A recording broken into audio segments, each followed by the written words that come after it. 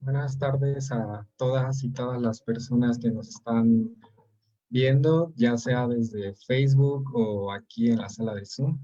Muchas gracias por estar aquí con nosotros en esta, la segunda parada de la jornada hacia el buen vivir. Bueno, me presento, soy Iván Martínez de la Alianza Universitaria para el Desarrollo Sostenible y bueno, junto con Daniel Valdominos vamos a estar moderando esta ponencia por parte del activista Rogelio Rosas, quien amablemente nos va a brindar un panorama general y una mesa de discusión un poco sobre pues, las oportunidades y las limitaciones de la Agenda 2030, ¿no? Desde toda su experiencia como activista juvenil. Bueno, más por el momento te doy la palabra, Daniel. Hola chicos, bienvenidos a la segunda mesa eh, que, se ti- que vamos a tratar sobre los ODS y es las oportunidades y limitaciones de la Agenda 2030. Esta la va a estar presentando Roger, que es Rogelio Barrios Rosas, es estudiante en proceso de titulación de física biomédica. Se ha desempeñado en trabajos de incidencia juvenil en sustentabilidad desde la sociedad civil, la organización estudiantil y la innovación para crear de soluciones a los retos de desigualdad, ambiente y cambio climático desde un enfoque interdisciplinario, social y colectivo. Adicionalmente, ha trabajado en proyectos de investigación mediante simulaciones computacionales de modelos matemáticos. Complementaria a su formación científica, ha participado en concursos y talleres de innovación, incubación de soluciones, talleres de innovación de economía circular y cambio climático. Ha participado en foros internacionales como el Global Solutions Forum en Nueva York, el Simposio Juvenil de Sustentabilidad en el Vaticano, la COP25 de Cambio Climático en Madrid, y también ha sido profesor adjunto de la Facultad de Ciencias de la UNAM y se encuentra desarrollando un sistema de soberanía alimentaria por agrociencia e Internet de las Cosas para las ciudades como estrategia de adaptación al cambio climático. En 2018 fundó el colectivo estudiantil Proyecto Ecociencias y desde mayo del 2019 se ha desempeñado como co-coordinador nacional desde Cien Youth para México, para el logro desde la participación juvenil de los Objetivos de Desarrollo Sostenible y el Acuerdo de París de la Agenda 2030. Bueno, pues esta va a ser la segunda mesa. Y si tienen alguna duda, comentario ah, o sugerencia, pueden ponerla en los comentarios o abrir su micrófono para participar, porque este es un espacio en donde todos vamos a construir el conocimiento juntos, ¿no? Entonces, le paso la palabra a Roger para que comience. Muchas gracias, Daniel. Eh, gracias por la invitación, por supuesto. Primero que nada, quisiera agradecer también a las personas que se están tomando tiempo de su vida, posiblemente de su semestre o de su trabajo, pues no sé, simplemente de su día para escuchar algunas palabras acerca de las oportunidades y las limitaciones alrededor de la Agenda 2030. Así que daré mi mejor esfuerzo para que sea algo valioso para ustedes. Y bueno, ustedes puede que se pregunten quién es este güey y por qué por qué podría aportarme algo, escucharlo. La verdad es que no les voy a decir que soy un experto de la Agenda 2030 y de la sostenibilidad para nada, creo que me falta mucho, pero llevo aproximadamente 2 años dedicándome pues casi que a tiempo completo al activismo en sostenibilidad, principalmente desde el ambiente universitario y estudiantil. Pero también pues me he desempeñado en voluntariados y actividades con sociedad civil, tanto en actividades, por así decirlo, de activismo de incidencia política, de incidencia social a nivel local, de transformaciones a nivel local, en espacios internacionales, tanto de construcción de ideas y de soluciones y de debate, como ya de incidencia en políticas internacionales también, como fue en la COP25, y al mismo tiempo desde el ambiente universitario, pues tratar de diseñar soluciones o estudiar estos problemas desde un área un poco más técnica y al mismo tiempo no solo quedarnos como en los papers o en los estudios muchas veces es lo que se llega a producir en las universidades como formalmente hablando, sino que también he procurado tratar de llevar eso a soluciones prácticas, ¿no? Y básicamente ese es mi proyecto de titulación. Y entonces espero que, pues de haber pasado por estas distintas como escenas en estos 2 años, les pueda aportar algo en ese sentido. También creo que podríamos intercambiar muchas ideas, o sea, no tanto que yo nada más les diga cosas, sino porque creo que vamos a poder intercambiar muchas ideas, porque la verdad es que lo que yo creía de la Agenda 2030 y de la sostenibilidad no es para nada lo mismo a hace 2 años cuando yo tomé la decisión de empezar a hacer este experimento. Déjenme bajar un poco mi persiana, que siento que brillo como Robert Pattinson y me da pena. Espérenme.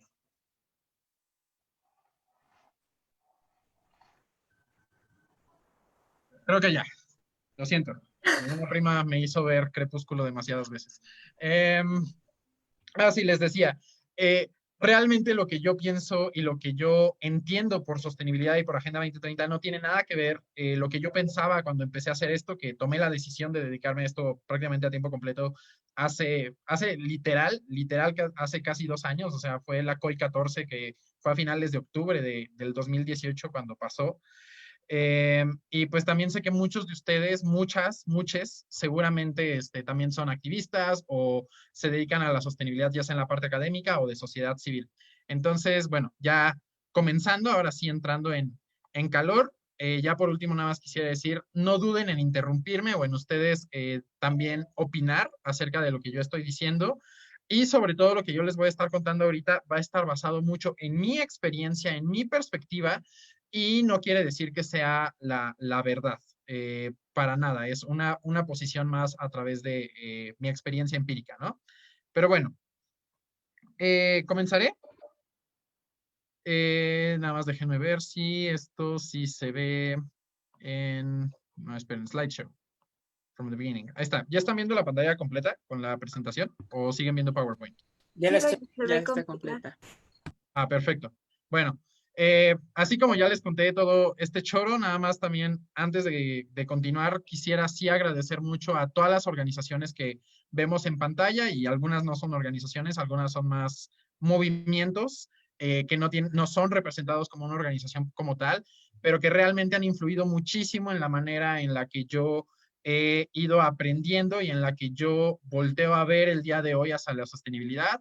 Primero que nada, pues una mención especial a todas las organizaciones que forman parte de la División Juvenil de Cambio Climático, que es un programa que hice para SDSN, para movilizar a las juventudes a profesionalizarse en la acción climática y pues obviamente a AUTS, Empoderamiento Climático, al PINC, a la CIAFI, a Fridays for Future México, Sustaining Our Life, la SOEMA, Ecociencias, por supuesto, y al mismo tiempo no son organizaciones, pero de los movimientos que más fuertemente me han impactado y que creo que han moldeado muchísimo mi visión de la sostenibilidad, ha sido, por supuesto, el movimiento feminista, la cuarta oleada del feminismo, la que estamos viviendo hoy en día, los movimientos por los derechos de las personas con discapacidades, especialmente de la comunidad sorda, y el movimiento por los derechos de la comunidad LGBT o LGBTTIQA+, dependiendo de a cuál se adscriban.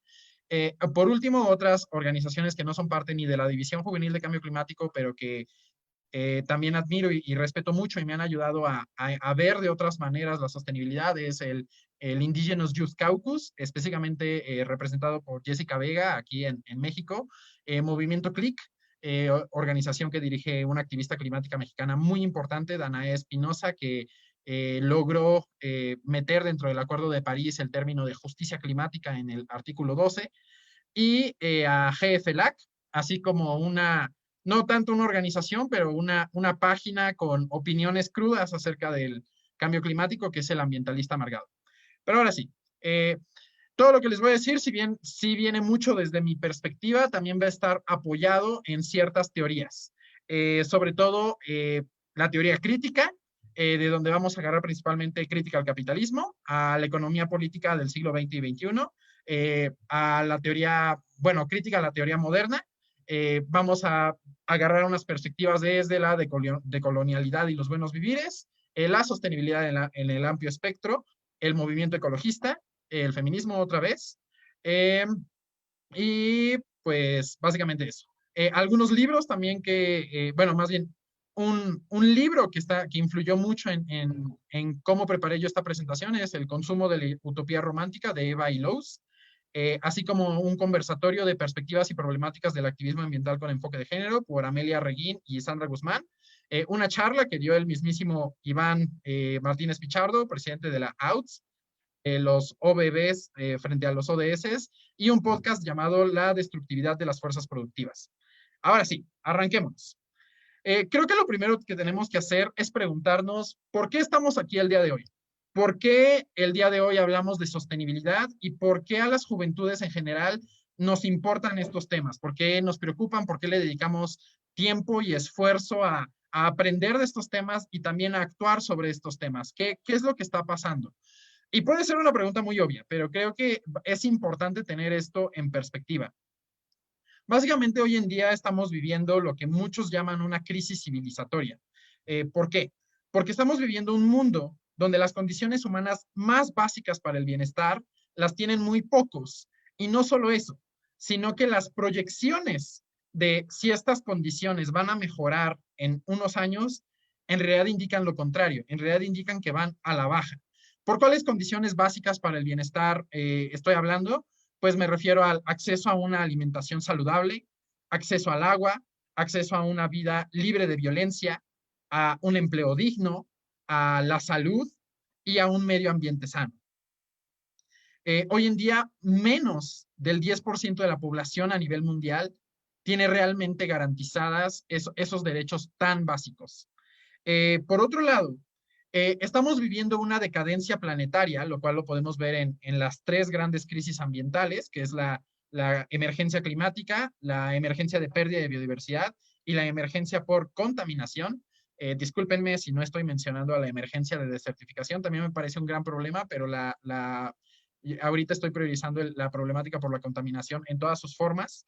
Y también porque los derechos humanos, entendidos como aquello que es innato al ser humano por nacer, en realidad no son derechos, son privilegios. ¿Por qué? Porque no todo el mundo tiene acceso a ellos. Y porque cualquiera de nosotros, hay autores, autoras que describen que si no tienes uno de tus derechos humanos, en realidad no tienes ninguno.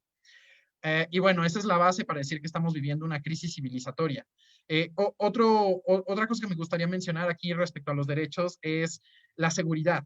Me parece que hoy en día prácticamente, así como hay una gran desigualdad económica de acceso a alimentación, al agua, a una vivienda y un empleo digno, a la salud, también creo que la cantidad de gente que realmente tiene derecho a una vida libre de violencia y a una seguridad es mínima.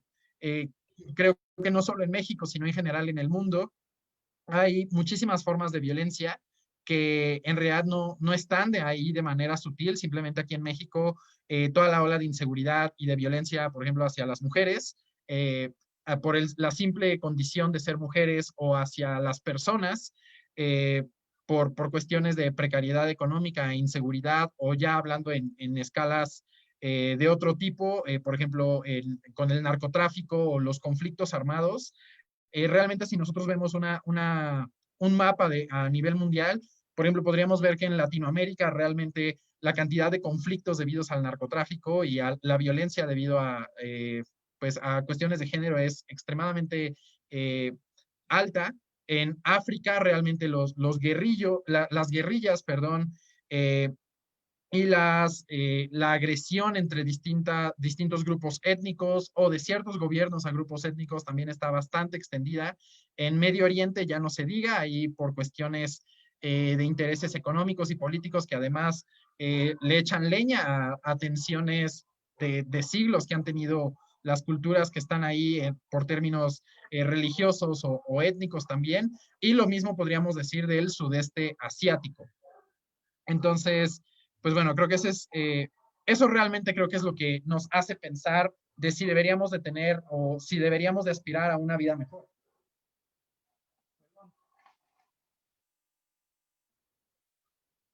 Bien.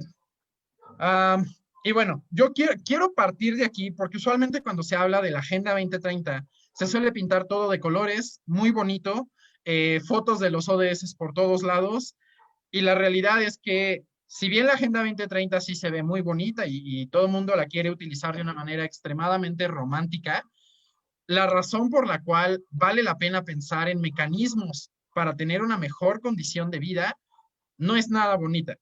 Y tampoco es nada bonito saber que las mejores proyecciones científicas indican que todas estas condiciones van a la baja. Es decir, si se hablaba en los 60s o en los 70s de que si eras una persona, no sé, de clase media, media alta, y obtenías ciertos estudios y te metías a trabajar, ibas a poder mejorar tu condición de vida, como tal vez fue el caso de algunos de nuestros abuelos, abuelas o padres, algunos, no todos. Hoy en día que eso se replique en nuestra generación pues no es probable. La mayoría de nosotros vamos a tener una calidad y una condición de vida peor que la de nuestros padres. Y bueno, continuemos. Y bueno, entonces, pero esto no es nuevo, o sea, en realidad todas estas problemáticas, si bien ahorita es cuando están en su momento más crítico y las proyecciones de mejora es cuando las tendencias dicen que van peor, estas son problemáticas que se han tratado de mejorar desde hace muchísimos años. A nivel internacional podríamos decir que cuando acaba la Segunda Guerra Mundial y se instaura el nuevo orden mundial junto con el nacimiento de las Naciones Unidas, a través de la misión de preservar la paz a nivel mundial, la paz entre los pueblos y las naciones, surgen estas primeras conferencias internacionales para lograr erradicar o mejorar en ciertos sentidos. Tan es así que en 1945, por ejemplo, hablando de la parte ambiental, empezaron a tener lugar las primeras conferencias sobre asuntos ambientales específicos. En 1972 se tuvo la cumbre de Estocolmo, acompañado de este texto tan famoso de los límites del crecimiento, y en 1987 sale el informe Brundtland, que es desde donde tomamos la definición más común o más repetida de la sostenibilidad, que es básicamente satisfacer las necesidades del presente sin comprometer la capacidad de satisfacción de las necesidades de las generaciones futuras, antes visto desde una perspectiva 100% ambiental, hablando de los recursos naturales, y hoy en día ya entendiéndolo como una situación de contexto ambiental, social, económico y político. Y al mismo tiempo, pues los países en 1992, por ejemplo, que fue la cumbre de la Tierra, la cumbre de Río, se generaron los tres grandes convenios para afrontar las tres emergencias ambientales más grandes que vivimos actualmente, como la UNFCCC, el Convenio de la Diversidad Biológica y el Convenio de la Lucha contra la Desertificación. La Agenda 21, que fue el parteaguas para que la comunidad internacional estuviera trabajando en conjunto, digamos, por la sostenibilidad de donde nacieron los ODMs y eventualmente los ODS. Y pues ya en el 2000 tuvimos la Declaración del Milenio con los ODMs, 8 objetivos específicos para mejorar en distintas cuestiones, tanto en la parte ambiental, en la parte social, en la parte de salud y en la parte económica. Al mismo tiempo, no quiero poner en una bandeja de oro lo que han hecho los países o la comunidad internacional. Al mismo tiempo, muchísimos otros grupos actuando a nivel nacional, subnacional, han tratado de mejorar sus condiciones a través de sus propios mecanismos, ¿no? Y dentro de estos grupos podríamos mencionar, por ejemplo, a los mismos gobiernos nacionales, a las comunidades locales, a las juventudes, los pueblos originarios, a las mujeres que realmente siempre han estado haciendo una batalla, a la sociedad civil como tal. Ha habido movimientos de artistas también tratando de mejorar sus condiciones, así como de los estudiantes o los movimientos obreros. Tan es así también que pues hay poblaciones específicas que han llegado a denominarse autogestivas y que realmente funcionan con un autogobierno y una autogestión y han roto completa y tajantemente con los partidos políticos y cualquier otra forma de autoridad, o también han surgido insurgencias y guerrillas, ya sea entre distintos grupos poblacionales o de la misma población organizada en ejércitos de liberación, como ha pasado en México, en Centroamérica y algunos países de Sudamérica, contra un gobierno en específico. Vale. Y hablando de los ODMs, que es esta agenda que se impuso en el 2000 por los países desarrollados para que lo cumplieran los países subdesarrollados, y ahorita vamos a analizar un poco esa terminología.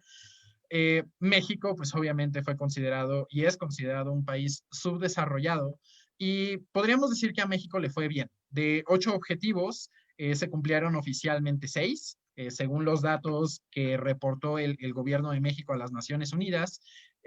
Hubo grandes avances en las metas de salud y las metas de pobreza, pero al mismo tiempo hubo mucho descontento de pues muchísimos países y sobre todo de la sociedad civil, de que grandes países con una responsabilidad histórica que llevó a los otros países llamados subdesarrollados a esas condiciones de pobreza y de una gran dificultad y desigualdad social, pues a mucha gente no le pareció, ¿no? O sea, no le pareció que países como Estados Unidos, como Francia, como Reino Unido, estuvieran decidiendo sobre qué era lo que los demás países debían de estar haciendo, que en realidad lo vienen haciendo desde la instauración del nuevo orden mundial, pero pues esta vez legitimados por una institución como las Naciones Unidas, ¿no?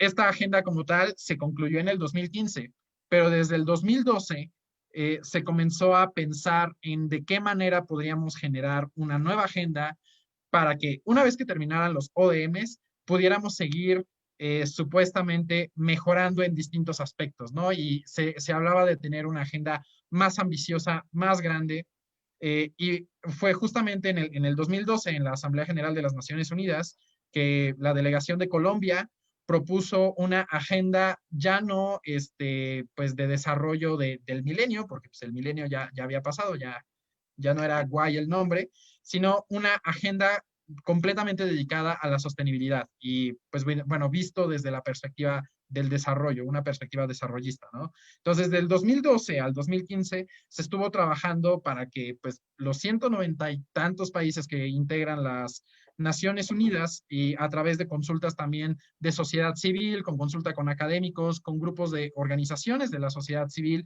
y por primera vez con consultas formales a las juventudes, se trató de definir una agenda con 17 problemáticas comunes a todos estos grupos y a todos estos países. Que todos estos grupos y todos estos países estuvieran de acuerdo en que fueran los prioritarios, que eran compartidos por todo el mundo y que todos debíamos de trabajar para lograrlos, ¿no? O erradicar estos problemas. Básicamente así es como nació la Agenda 2030, después de esos 3 años de discusiones. Y pues sí, finalmente en la en la Asamblea General de las Naciones Unidas del 2015 se anuncia el lanzamiento oficial de la Agenda 2030 de Desarrollo Sostenible con 17 objetivos, 169 metas y 232 indicadores, así como pues acuerdos complementarios. Y de hecho el 2015 fue un año importante porque ese año, a raíz de que desde 1997 se propuso el protocolo de Kioto para hacerle frente al cambio climático y pues al terminar el primer periodo del protocolo de Kioto, que también fue en el 2012, se habló de generar un nuevo acuerdo que además no poseyera todos los vicios que sí posee el protocolo de Kioto y que de hecho el protocolo de Kioto sigue en vigor, o sea, se votó por un segundo periodo y el protocolo de Kioto como tal concluye en teoría este año. Y entonces en el 2015 también se lanza el Acuerdo de París, con el objetivo de mantener el aumento de la temperatura a nivel global a un límite de 2 grados centígrados respecto a los niveles preindustriales. Y bueno, pues eso ya nos lleva a la Agenda 2030, ¿no? Que ya seguro todo el mundo aquí la conoce, o si no la conocen, interrúmpanme, no pasa nada. Pero como ven, pues la Agenda 2030 la tenemos dividida en la parte superior, que suele ser llamada como la Agenda Social del ODS 1 al 6 o de la P de personas. Los ODS del 7 al 12, que suelen ser llamados la Agenda Económica o la P de Prosperidad. Después 13, 14 y 15 para planeta o la parte ambiental. El 16 que habla de paz y alianza, aunque también realmente es lo que estaríamos llamando como la parte política. Y el 17, alianzas, ¿no? O la P de partnerships, hablando de las 5 Ps de la Agenda 2030. La Agenda 2030 se sostiene en 6 pilares o 6 transformaciones de educación, inclusión, trabajos y crecimiento, salud y bienestar para todos y demografía, energía limpia e industrias verdes, si es que eso existe, alimentos y uso de la tierra sostenible, ciudades inteligentes y transporte y una revolución digital sostenible. Sus tres pilares es que busca ser universal, es decir, que en cualquier parte del mundo, cualquier sociedad, comparte estas 4 esferas y estas metas comunes. Integrada en el sentido de que ningún ODS existe alejado de los demás. Todos los ODS están relacionados entre ellos y realmente no puedes cumplir la Agenda 2030, o sea, no puedes cumplir 10 ODS de la Agenda 2030 y 7 no, porque para lograrlos todos necesitas lograrlos de manera integrada, puesto que uno depende del otro. Inclusiva o incluyente, porque debería de estar centrada en que estas oportunidades y estas mejoras sean compartidas por todos los seres humanos, independientemente de cuestiones de género, sexo, nacionalidad, condición, discapacidades, etc. Y bueno, ahora sí, aquí quisiera hacer una pequeña pausa. Solo hice una pequeña recapitulación con algo que muchos de ustedes ya conocen, pero como yo he visto que es aplicada la Agenda 2030 por muchas personas y el discurso que se suele dar de la Agenda 2030, que yo no voy a repetir y que sí lo he dicho, pero ya no lo voy a decir, es que la Agenda 2030 es una herramienta, más bien que es algo así como algo maravilloso y algo espectacular, ¿no? O sea, algo que va a resolver o que busca resolver realmente todos nuestros problemas. Pues, o sea, hasta a veces las pláticas de la Agenda 2030 parecen pláticas de coaching o de empresa piramidal, que, o sea, parece que te la quieren vender, te dicen, no, sí está padrísima, tú tómala y tú aplícala y utilízala porque está bien padre y a todo el mundo le gusta y va a mejorar tu vida y va a mejorar la vida de los demás y va a mejorar la vida de todos y todos vamos a ser muy felices. Cuando, si bien podemos romantizar la Agenda 2030 así, la Agenda 2030 creo que también tiene unas críticas muy importantes. Esperen, todavía no quiero, voy a andarme rebotando entre las slides. Creo que de las mayores críticas y problemáticas que uno puede sentir de la Agenda 2030, antes de irnos a la teoría, pero una que uno puede sentir es que la Agenda 2030 nace en un espacio como las Naciones Unidas. Entonces, ¿cómo funcionan las Naciones Unidas? Se suele decir que la Agenda 2030 no es la Agenda 2030 de las Naciones Unidas, sino que es la Agenda 2030 de las personas. Y aunque la idea me encanta, y claro que uno la puede utilizar así, no es algo que uno, nada más por escuchar eso, ya deba de dejar de cuestionar. La Agenda 2030 nace en el espacio de las Naciones Unidas. En el contexto de las Naciones Unidas es que es un lugar en el que sociedad civil no tiene mucha voz, casi nunca tiene voto, y en el que realmente la sociedad civil, para llegar, o sea, simplemente a una asamblea general de las Naciones Unidas y poder realmente incidir como sociedad civil, es muy difícil.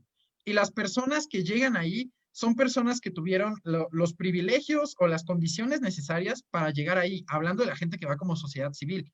Y de la gente que va ahí como parte de una delegación, pues mínimo tiene que ser gente con una carrera, con estudios, que sepa hablar inglés, usualmente, o sea, porque a pesar de que los idiomas oficiales de las Naciones Unidas son varios, muchas veces las discusiones o los textos o los insumos suplementarios, entre otras cosas, se dan únicamente en inglés. Entonces, a pesar de que hayan sido 3 años de discusión y 3 años de participación, y qué bueno que sí se haya abierto más a la sociedad civil y a las juventudes y a la academia, no es cierto que todo mundo dentro de los espacios de Naciones Unidas está participando en condiciones de igualdad. Porque decir que simplemente entre países, decir que nada más por estar en un espacio como lo es las Naciones Unidas, que se basa en el principio de la equidad y la soberanía de las naciones, decir que realmente ya son iguales allá adentro y en las negociaciones, es muy falso, porque las desigualdades en cuanto a poder geopolítico y económico no desaparecen cuando se meten a uno de los foros de las Naciones Unidas, siguen ahí. De hecho, posiblemente es cuando están más presentes, es cuando es más fácil que los países decidan tomar represalias o ciertas amenazas económicas para castigar a otros países y así orientar las agendas y las negociaciones y las decisiones a lo que a cierto grupo de países más poderosos les conviene. Y si bien es cierto que tal vez hay poquitos países muy, muy, muy, muy, muy, muy poderosos y habemos un montón de países no tanto, y hay muchísimos más que no son pues prácticamente nada poderosos como los pequeños estados insulares en desarrollo, no es suficiente. O sea, de hecho, los grupos que se suelen hacer para la realización de las negociaciones son muy inhomogéneos. Es simplemente el grupo al que suele pertenecer México en muchas de las negociaciones está compartido con Suiza, con Corea del Sur, entre otros países, y no me van a decir que México está en las mismas condiciones de influencia que estos otros países. De hecho, a México le suele ser más fácil influenciar a los países de Latinoamérica, pero si no comparten grupos de negociación, está difícil que generen ahí la palanca. Y al mismo tiempo, ustedes como jóvenes, yo sé que a veces vemos las convocatorias de la Secretaría de Relaciones Exteriores, pero realmente ¿cuántos espacios para jóvenes hay? Y aunque algunas de las convocatorias sí salen con un cupo especial para mujeres o para jóvenes de pueblos originarios, hay muchas otras, las que ya son para integrarte a la delegación mexicana como tal y representar y hablar con voz del gobierno mexicano. Esas sí suelen estar cerradas a gente con estudios de universidad que tiene cierto nivel de proficiency en inglés. Y pues cuando hablamos de la gente que está defendiendo su territorio, peleando por el agua, luchando por su vida, sean cuales sean las decisiones, es difícil que suelan estar ahí, ¿no? Entonces, pues sí, a lo que voy aquí es que las Naciones Unidas son un espacio principalmente eurocéntrico y donde también Estados Unidos sigue teniendo muchísima fuerza y no debemos romantizar la Agenda 2030 así. Necesitamos ser capaces de ver esos vicios para poder utilizar la Agenda 2030 de una manera más adecuada a nuestros contextos. Porque si no, también lo que luego termina pasando, y es algo que sucede mucho, es que los insumos que nosotros tomamos, jóvenes, por ejemplo, latinos, es que los insumos de la Agenda 2030 y las interpretaciones de la Agenda 2030 que tomamos son interpretaciones de la Agenda 2030 que vienen desde Europa o desde Estados Unidos, que a ellos les convienen cosas muy diferentes que las que nos convienen en estos países. Simplemente, por ejemplo, hablando de energías renovables. A Estados Unidos, realmente el transitar a las energías renovables rápido no le conviene mucho porque es un país que tiene dominio de muchos pozos petroleros. Entonces, que la economía a nivel mundial se descarbonice no le conviene. Por lo tanto, las interpretaciones de la Agenda 2030 que vamos a recibir desde Estados Unidos van a traer la parte de energías renovables o de energía limpia y asequible, algo débil. Y en cambio, si las recibimos de Europa, por ejemplo, de Alemania, son países que casi no tienen dominio petrolero, que no tienen nada de petróleo en su territorio, y que a ellos lo que sí tienen es mucha capacidad de desarrollo tecnológico. Entonces son países que ahorita están abogando muchísimo porque la economía mundial se descarbonice, porque eso también a ellos les daría un mayor poder a nivel geopolítico. Y en cualquiera de las dos interpretaciones, ya sea una de energías renovables o de no energías renovables, ambas dependen del extractivismo. Las celdas solares y las turbinas eólicas siguen dependiendo de minerales y no van a sacar esos minerales ni de Estados Unidos ni de Europa. A donde van a sacarlos es a Latinoamérica, a África, al sudeste asiático, entre otras cosas. También, por ejemplo, en la agenda de género. En estos países, por ejemplo, en los países europeos, la desigualdad estructural que hay en términos de hombres y mujeres, claro que existe, pero usualmente ya están en el nivel en el que la discriminación que llegan a vivir las mujeres es más en términos de obtención de empleos, diferencias de salarios, representación política. Y si bien en Latinoamérica eso también es extremadamente cierto, en Latinoamérica y en otros países tenemos problemáticas de desigualdad de género aún más graves. Simplemente aquí en muchos países de Latinoamérica o del sur global, por ser mujer, tu riesgo y tu exposición a los desastres es muchísimo más alta. Tus capacidades de acceder al agua, al alimento saludable, a la salud, es más baja. Es difícil que le pidas más bien es difícil que una representación política y cuotas de género en los parlamentos puedan hacer mucho por la desigualdad de género en una población, si las mujeres que además van a llegar a esos puestos de poder son mujeres privilegiadas, ¿no? O sea, mujeres que ya tienen suficiente privilegio para estudiar una universidad, para tener cubiertas todas esas necesidades básicas, y es difícil que estas mujeres puedan hablar y expresar y representar las problemáticas de la mayoría de las mujeres que están viviendo esas condiciones realmente donde están siendo coartadas de sus derechos más básicos, ¿no? Entonces, también replicar esas políticas o estas estrategias que a veces vienen dentro de la Agenda 2030 en nuestros países puede ayudar, pero va a haber otros problemas de fondo que si solo tomamos estas representaciones, esas interpretaciones pues coloniales pues sí, que vienen de otros países y de otras agendas, no van a ser las más adecuadas para nosotros. Y por eso es que muchas veces cuando se habla de la Agenda 2030 se dice, piensa global, actúa local, pero a veces yo realmente me pregunto, las juventudes y las organizaciones de la sociedad civil y los gobiernos, ¿qué tanto estamos pensando localmente con la Agenda 2030?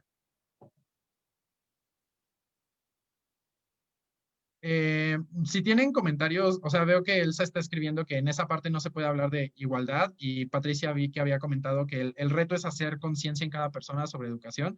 Si quieren mencionar algo adelante, me gustaría que esto fuera más una especie de debate o de conversación a yo estarles hablando aquí por 2 horas.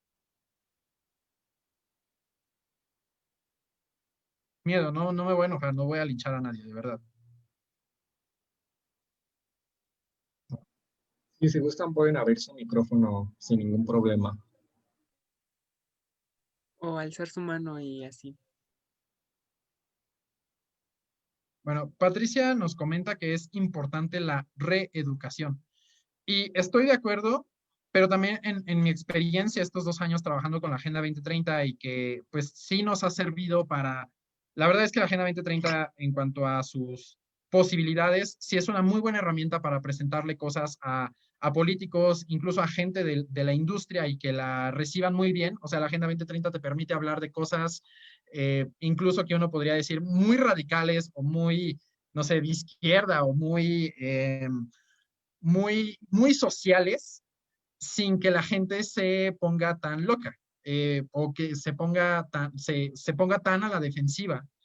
Eh, Porque se ve bonita y aparte pues es una agenda que tú puedes decir, no, pues tiene el respaldo de 195 países, se firmó en la Asamblea General de las Naciones Unidas en 2015, es decir, tiene mucha legitimidad y te permite impulsar cuestiones incluso como de economía social, economía colectiva, solidaridad en muchos sentidos, economía regenerativa, distintos esquemas de distribución energética, sin que a la gente pues le parezcan ideas alocadas o bueno, es que a veces mucha gente cuando le presentas estas ideas, luego dice, no, por Dios, eso es marxismo y eso es socialismo y eso es comunismo y vamos a terminar como Venezuela. Y usualmente cuando se los planteas desde la Agenda 2030, eso no pasa. O sea, eso no pasa. También hablar de, por ejemplo, empresas verdes y con una equidad de salarios y con una equidad de representación en sus consejos directivos entre hombres y mujeres o hasta con gente de la comunidad LGBT y gente indígena. O sea, suena como bonito, suena guay, suena popular, porque además también suena como algo que está haciendo todo el mundo.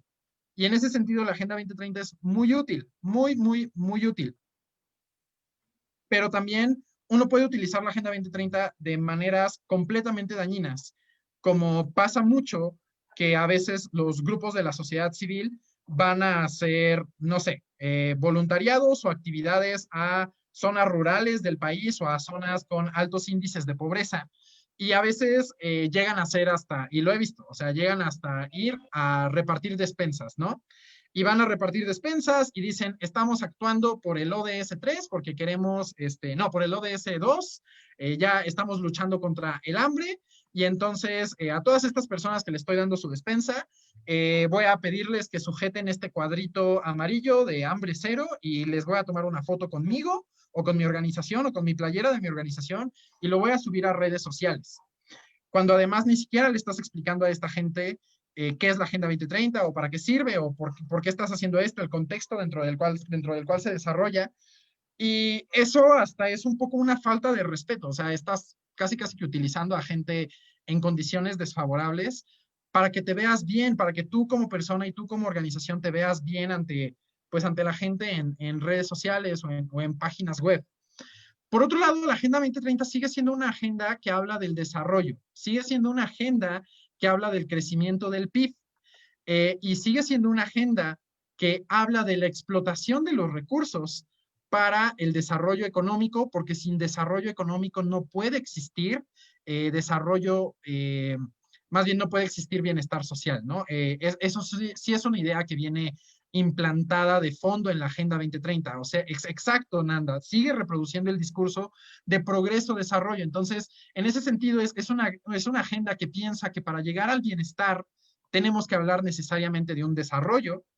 Es una agenda que ve a la naturaleza, a los animales, como subordinados a las sociedades humanas y que existen ahí para su explotación, es decir, es una agenda antropocéntrica.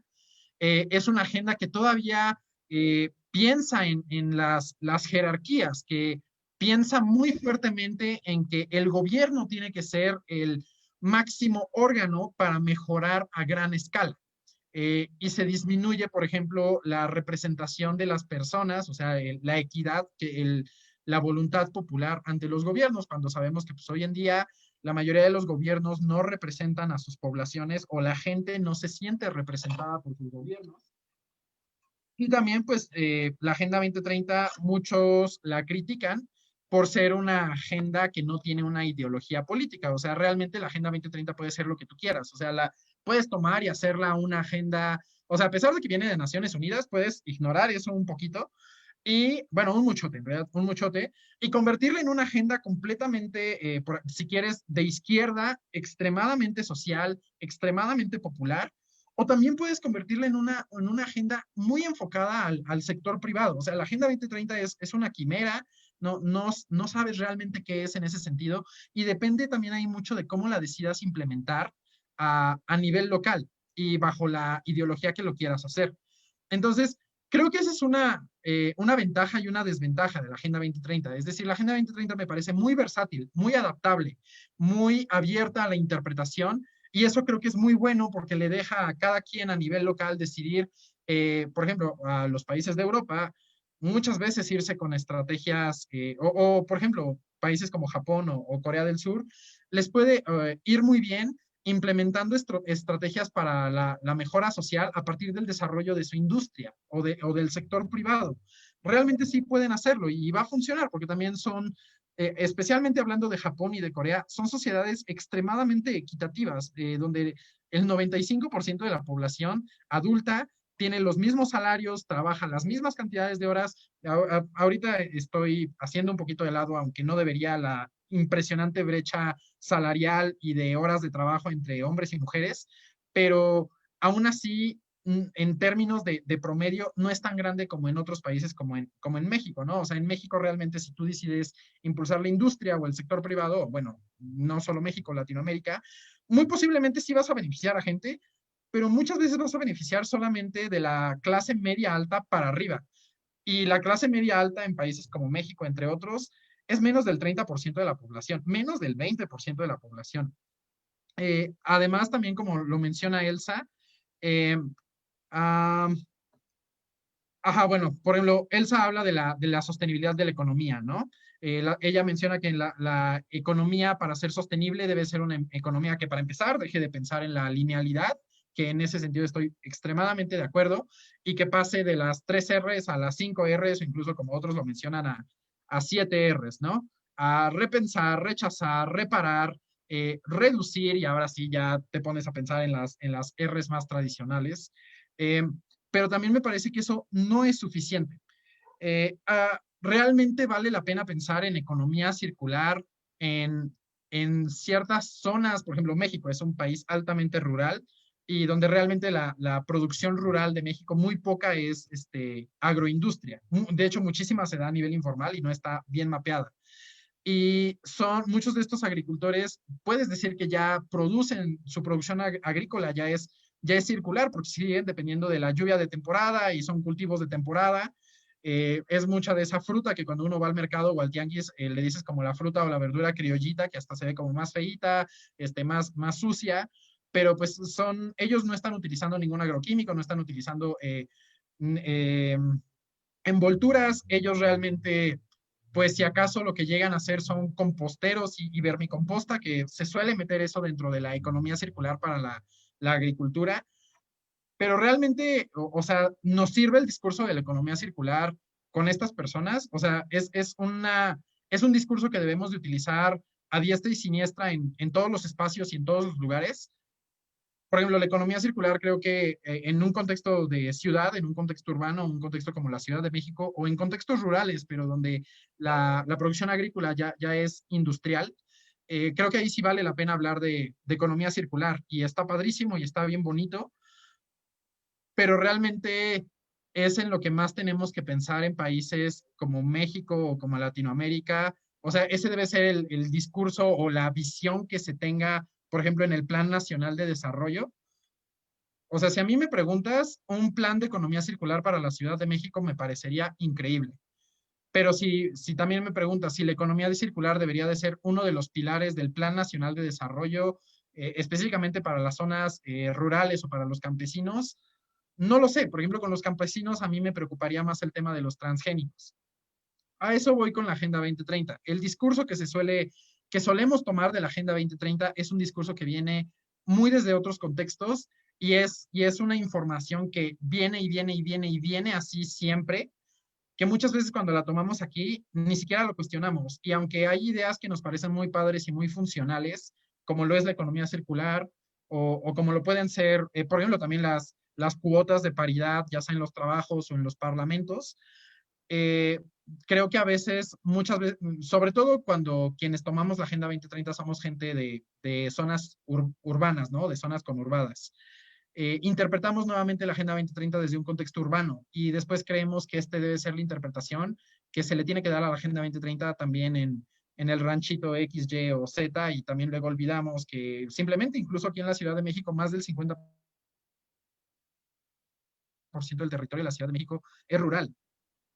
Entonces sí, o sea, esa es una de mis grandes críticas a la Agenda 2030. Una de las grandes ventajas que definitivamente, o sea, cualquier proyecto que tú lo diseñes o lo adaptes a la Agenda 2030 como metodología, presentárselo a una universidad, a una institución, básicamente, a una institución oficial, una institución más de una corte más tradicional, ya sea académica, política, gubernamental, le va a ser más accesible tu proyecto si lo planteas desde la Agenda 2030, porque también si tú se lo presentas a las universidades, a los gobiernos, ellos también tienen que cumplirla. Muchas de las universidades del país siguen las tendencias de otras universidades, como lo son el POLI, la UNAM, el TEC, la UAM, la UDG, y todas estas universidades son universidades que han hecho el compromiso institucional de cumplir la Agenda 2030. Entonces, en ese sentido también te empodera como estudiante. Por ejemplo, si tú empiezas a denunciar, digo, hasta ahorita no he visto todavía ninguna universidad donde se haga, pero si tú empezaras a plantear un esquema de reducción de las desigualdades o de lucha contra la violencia de género en una universidad y vas y se lo presentas a algún directivo, a algún grupo de profesores y se lo planteas desde la Agenda 2030, es difícil que lo vean feo, porque en sí la Agenda 2030 es muy políticamente correcta y no tendría el mismo rechazo que otras formas que se están utilizando, que la verdad yo creo que son formas más necesarias, pero pues tienen esa contraparte, ¿no? O sea, como son formas que quieren ir mucho más al fondo de las problemáticas que, pues también, por ejemplo, estos movimientos más sociales, hablando de la crisis de género, suelen tocar puntos más de fondo como una cultura patriarcal capitalista, ¿no? Y la Agenda 2030 nunca va a mencionar ni al capitalismo ni al patriarcado dentro de ella. Y si tú abstraes esas palabras del discurso, va a ser más fácil que la población en general lo acepte, pero también qué tan dispuesto estás a sacrificar esas partes del discurso, de la narrativa, del planteamiento, si realmente a través de tu análisis y de lecturas, ese parece ser el fondo del problema. Entonces, esa es otra de las problemáticas que le veo a la Agenda 2030 u otra de sus limitaciones. Mucha gente está aprendiendo a utilizar la Agenda 2030 como una herramienta muy buena para impulsar proyectos, impulsar ideas, y eso está muy bien, pero a veces el no tener un análisis más profundo y quedarte únicamente en la Agenda 2030 va a hacer que tus planteamientos, tus metodologías, tus propuestas se queden en la superficie, porque la Agenda 2030 es una agenda de superficie, es una agenda que, como yo creo que es más útil, es cuando La superficie la utilizas únicamente para que no te bateen tu proyecto, para que tenga aceptación, pero tú estás bien consciente de que esa presentación es superficie y que tú más bien vas a tratar de impulsar estrategias de fondo. Por ejemplo, en la parte ambiental, y les voy a hablar de la parte ambiental más que de la de género, porque pues, para empezar soy un hombre blanco, hetero y cis, y también porque a lo que más me he dedicado estos años es a la parte ambiental, específicamente de cambio climático.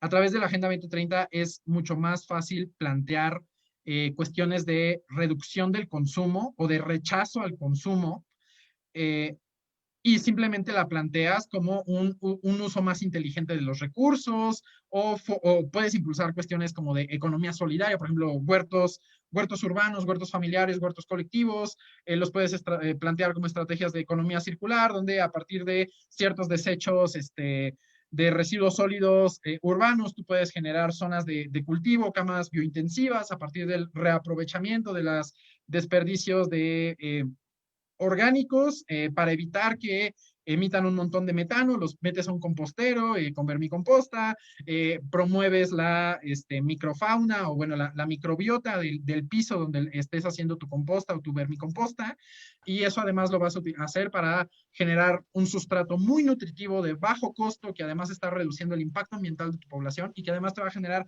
beneficios ambientales para tu huerto, que además a tu huerto para no meterle agroquímicos le puedes poner aquí cultivos sinérgicos y agroecología y vas a traer hasta polinizadores y vas a ayudar a que no se extinga la abeja y van a venir colibríes y la gente le encantan los colibríes y entonces a la gente le va a gustar ir a tu huerto y te ayuda, o sea, te ayuda para ese tipo de cosas y la verdad es que sí es muy maravilloso, pero no estás diciendo que de fondo también impulsar un huerto colectivo, un huerto urbano, muchas veces también puede mejorar el acceso a una alimentación saludable de tu población sin que eso le cueste dinero de su bolsillo. No estás diciendo que desarrollar huertos urbanos o huertos colectivos en realidad es darle un gancho muy fuerte a la industria del alimento orgánico. Porque si bien es cierto que mucho del alimento que puedes producir en tu huerto lo podrías categorizar y podrías hasta obtener certificaciones de ser orgánico, la industria de los alimentos orgánicos para pagar esas certificaciones y muchas veces hasta para hacer alimentos orgánicos, te los venden al doble del precio del resto del alimento. Eh, y también, por ejemplo, pasa mucho que para producir alimento orgánico se utiliza selva virgen y se tiran bosques como eh, la selva de la Amazonía o la selva lacandona para producir alimento orgánico y luego se exporta, ¿no? Con un montón de emisiones de carbono a nivel transnacional. Y entonces no estás diciendo que tus huertos colectivos en realidad también le están pegando muy feo a una industria y que, por ejemplo, si tienes relaciones comerciales importantes con Brasil, si le dices al gobierno estas palabras de que al mismo tiempo es una forma de abaratar los costos de ciertos alimentos para tu población, puede haber gobiernos a los que esto no les guste o puede haber otros gobiernos que sientan eso como un ataque a su propia economía. A ver, aquí Patricia está comentando que los negocios de alimentos y bebidas no se han logrado implementar me imagino que habla de la economía circular. Y se ha implementado en grandes grupos, en grandes cadenas de restaurantes como Tox, ¿no? Y no sé, también ahí a mí me causa verdaderamente mucho conflicto en ese sentido, porque Starbucks, por ejemplo, es una empresa, no es exactamente un restaurante, pero es una cafetería que se jacta de ser muy sostenible, ¿no? Y que te dice, sí, yo te vendo café de los productores orgánicos de Oaxaca y de Chiapas y está bien rico y además vendo popotes de metal y soy bien buena onda y cosas así, ¿no? Pero también, qué tan sostenible realmente es una empresa transnacional que al día produce millones y millones y millones de tapitas que ninguna máquina recicladora de las que tenemos en Latinoamérica va a poder procesar, o que todos sus envases, aunque parecen de cartoncito o de papel, por dentro están plastificados. Eh, si hacemos la suma, estarían siendo más sostenibles dejando de producir con ese esquema y de además ser transnacionales y llegar pues a todos los países del mundo vendiendo un café a precios que solo es normal comprarlos a esos precios en Estados Unidos o en Europa, ¿no? O sea, que un café te anda costando 2, 3 euros, cuando 2, 3 euros son 40 o 60 pesos, y aquí en México un café de 40 o 60 pesos es bastante caro, o sea, un café normalito, o sea, pues de la gente, la señora que te vende el café en la esquina, pues va a ser de 30 pesos o de 20 pesos o de 10, 12 pesos. Y sí, tal vez la señora de la esquina te lo da en un unicel, ¿no? Pero también te lo da en unicel porque para ella es más barato así y ella no tiene como la holgura económica para andar comprando, no sé, cosas más fancy. Y al mismo tiempo tú también puedes llevar ahí tu termo sin ningún problema. Y cuando hablamos de la señora de la esquina que te vende café, es solo una persona. Y en cambio Starbucks es una empresa transnacional, mundial, con muchísimas ganancias y que además a sus empleados les paga muy mal. O sea, simplemente Starbucks fue de las empresas que durante el COVID, y que lo sigue haciendo, despidió a sus empleados y no les dio ninguna garantía laboral. ¿Qué es más sostenible? Ay, creo que Sagnité me quiere decir algo, perdón. Sí, sí, perdón. Dos cosas. Una, que si puedes como revisar si no estás como tapando tu micrófono de repente, porque se escucha como de repente ruido, o sea, sí se escucha lo que dices, pero se escucha ruido. Y segunda, bueno, quería hablar un poco de, no sé si ustedes lo conocen, un poquito el comercial de Tlacuache Fantasía, este tequio que está como justo afuera de Metro Universidad, pero que por años para muchos ha pasado totalmente invisible, que es un huerto urbano increíble y sí pequeño, y como por lo mismo es muy comunitario y voluntario, no es no tiene muchísimos recursos para que se les apoye, pero estaría padrísimo que hicieran como que algún trabajo. De hecho, ellos y ellas nos han dicho que tienen ganas de hacer un trabajo en conjunto con todos los puestos que están alrededor de ahí, de afuera de Metro Universidad. Entonces, creo que también hay que voltear a ver como esas pequeñas propuestas, tratar de apoyarlos, y bueno, son formas, ¿no?, que están empezando a llegar. Listo, Roger, gracias. No, gracias, Agnite.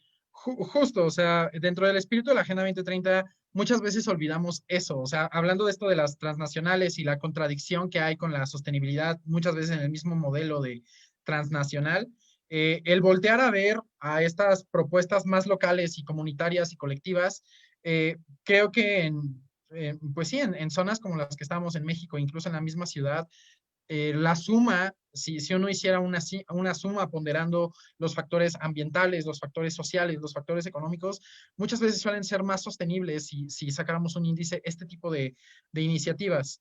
Y hablando incluso de la reducción de desigualdades, se habla mucho en los ODS de la reducción de desigualdades, y muchas veces se queda en la divulgación. O sea, yo he visto a empresas como Cinépolis, entre otros, hacer campañas como para la reducción de desigualdades, y está muy bien. O sea, qué bueno que lo traten de divulgar, pero la verdad es que divulgar creo que es algo que se lo dejaría a colectivos estudiantiles o de la sociedad civil sin muchos recursos, que de lo que más y más pueden hacer con esos pocos recursos o esos pocos contactos que tienen serán cuestiones de divulgación.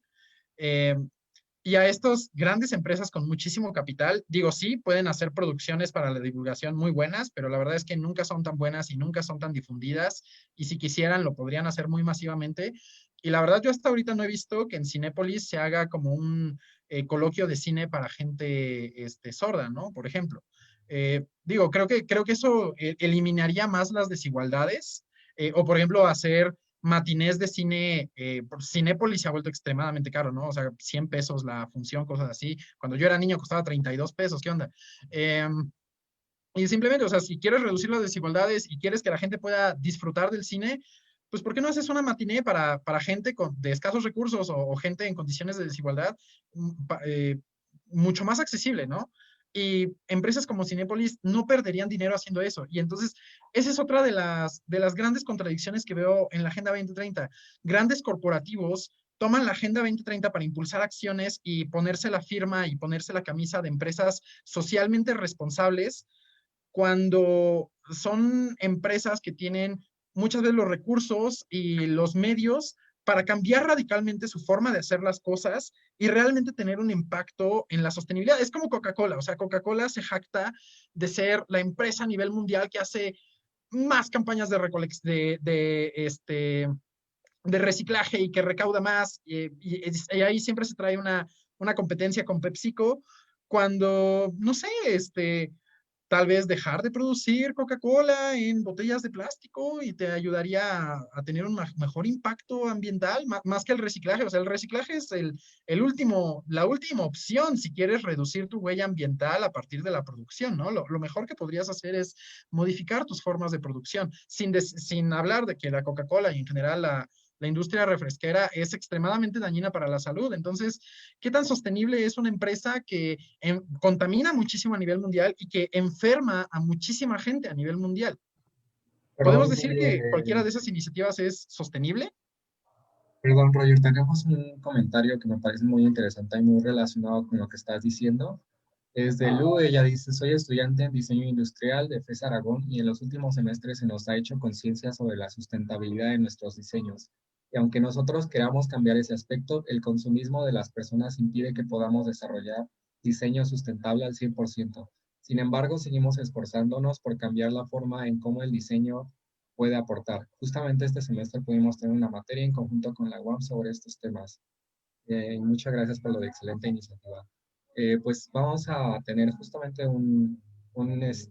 una conferencia sobre la perspectiva de colonial en las artes y el diseño por parte de la profesora maestra Judith Peña. Y pues me parece súper importante como que pudieras asistir para aportar tu perspectiva.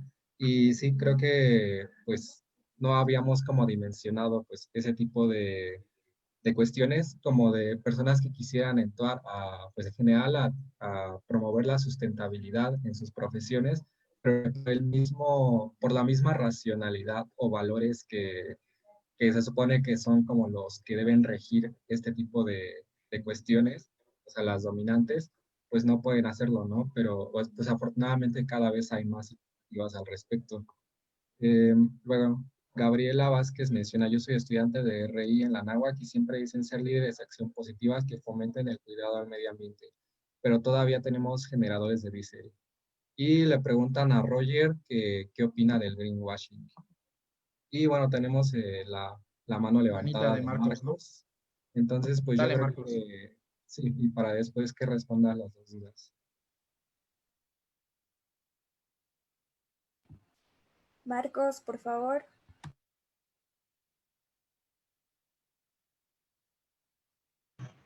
Hola, buenas tardes, no sé si me escucha. Sí, se escucha. Buena tarde.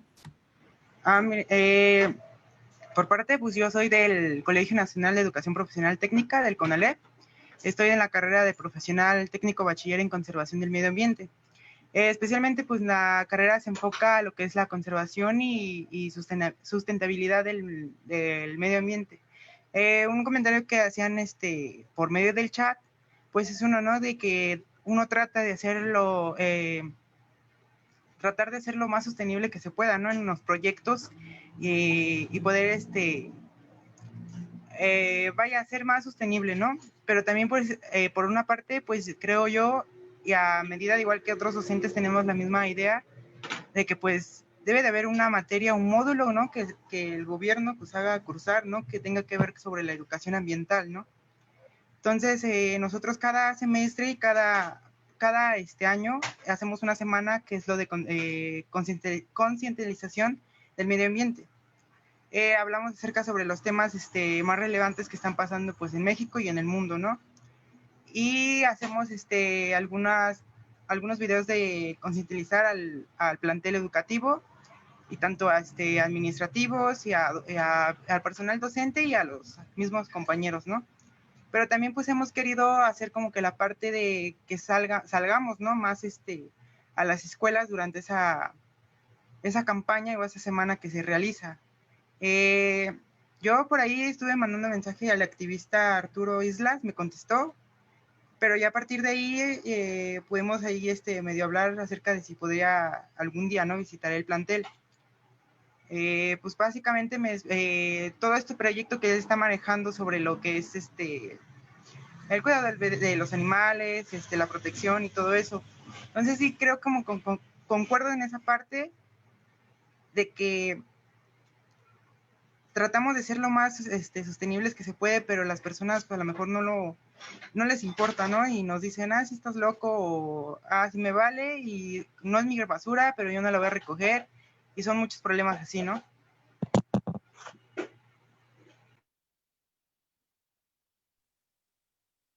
Muchas gracias, Marco. Creo que mencionas algo que es muy difundido. O sea, la verdad es que es muy cierto que cuando uno trata de tocar cuestiones más de fondo, es difícil recibir atención. A la gente le puede gustar hablar de reciclar o de tener mejores sistemas de recolección de basura, pero cuando le hablas a las personas de, oye, pero pues ¿por qué mejor ya no, simplemente ya no produces basura porque eso no es algo que necesites o ya no consumas esto porque tienes otras alternativas que hasta te son más baratas y no van a, pues no te va a hacer falta en tu vida, hasta puede que te genere un beneficio de salud. A nivel individual, sí pasa mucho que la gente prefiere, pues, no hacerlo, ¿no?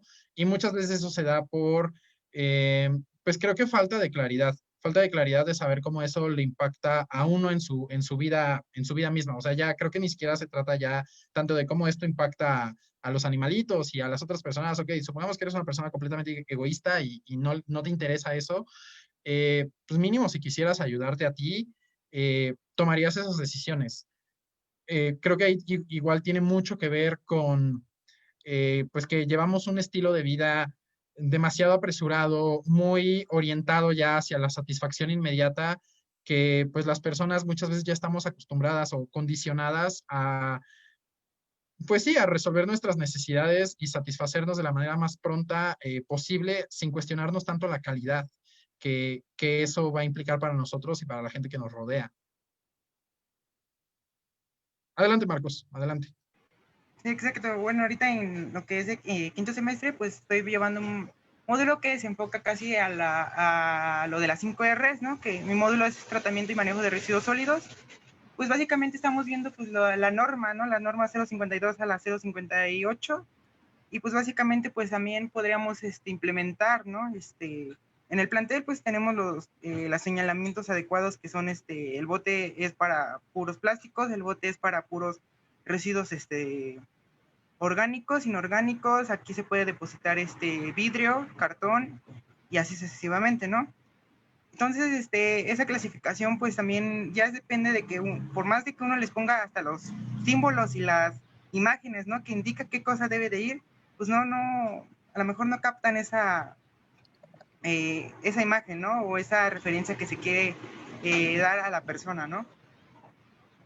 Sí, sí, pues ahí yo sí estoy muy de acuerdo en que el tema de educación y de, bueno, como algunas personas dicen, concientización es clave.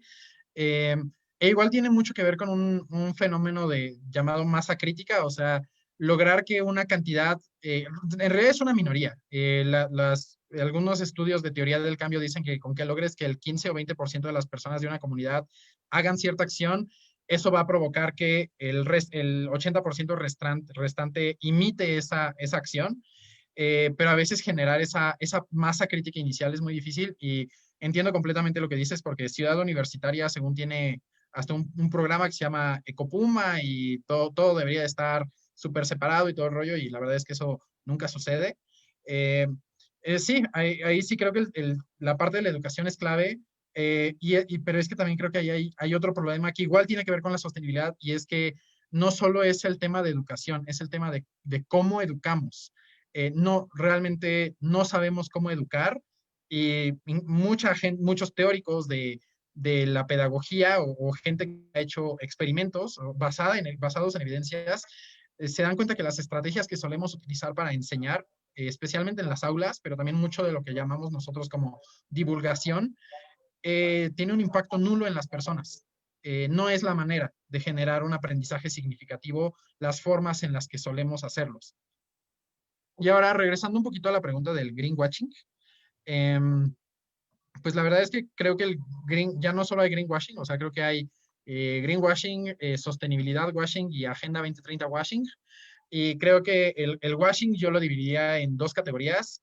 el washing que se da por algo que parece ser algo que no es, como por ejemplo las bolsas o los desechables compostables que tú los metes a tu composta y, oh por Dios, pasa un año y no se ha compostado para nada.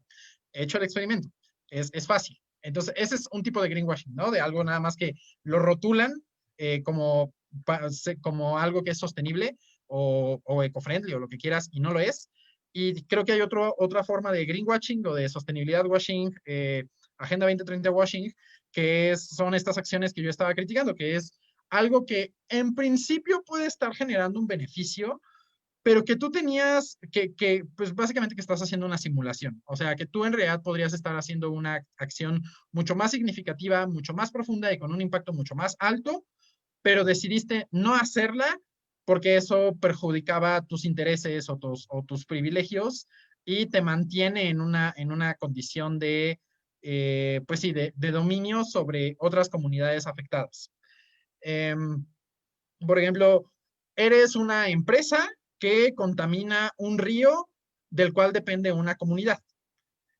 Y entonces tú, en vez de decir, ya no voy a contaminar su río, o voy a poner procesos de captura y purificación muy buenos del agua, o sea que no me encanta esa solución, pero supongamos que diga, ok, yo la verdad es que podría ponerles una planta de tratamiento de agua para que toda el agua que tengan sea así, agua súper bonita, súper buena, etcétera.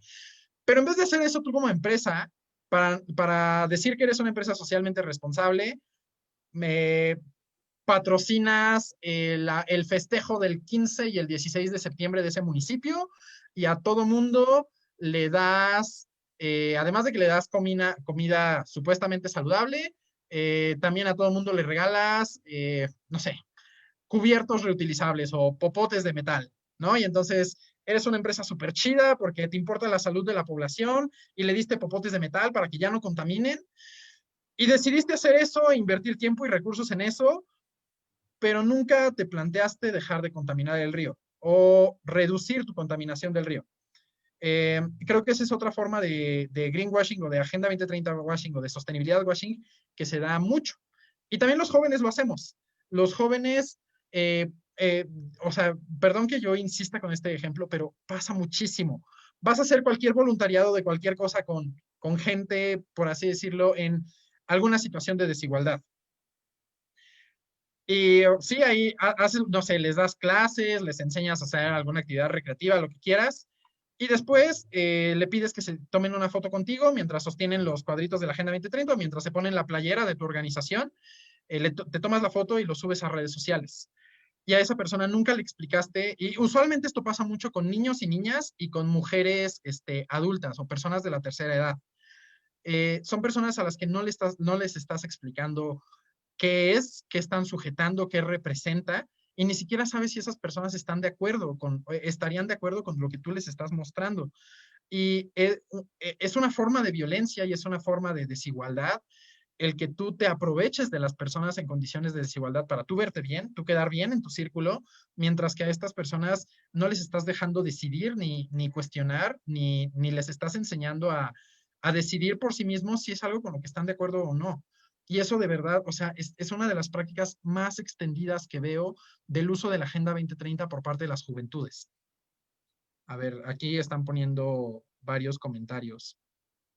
Es muy triste que muchas escuelas públicas tienen bastante rezagada la información que existe. Sí, no se diga. O sea, si la sostenibilidad desde la Agenda 2030, que en realidad es una mucho mejor visión que otras que se llegan a tener, que simplemente ver la sustentabilidad como algo meramente ambiental y como todo es reciclaje y todo es reforestar. Que muchas escuelas públicas les hablas de sustentabilidad y en lo que piensan es en eso, en reciclar y en reforestar. Cuando una reforestación, si la haces mal, va a generar un impacto ambiental más negativo que si no hubieras hecho nada. Y sí es muy triste. De hecho, por eso yo sí creo que trabajar en educación ambiental y educación para la sostenibilidad es de los pasos clave, pero tiene que ser una educación para la liberación, no una educación para la automatización, que es pues sí, exacto, o sea, lo que está mencionando Elsa.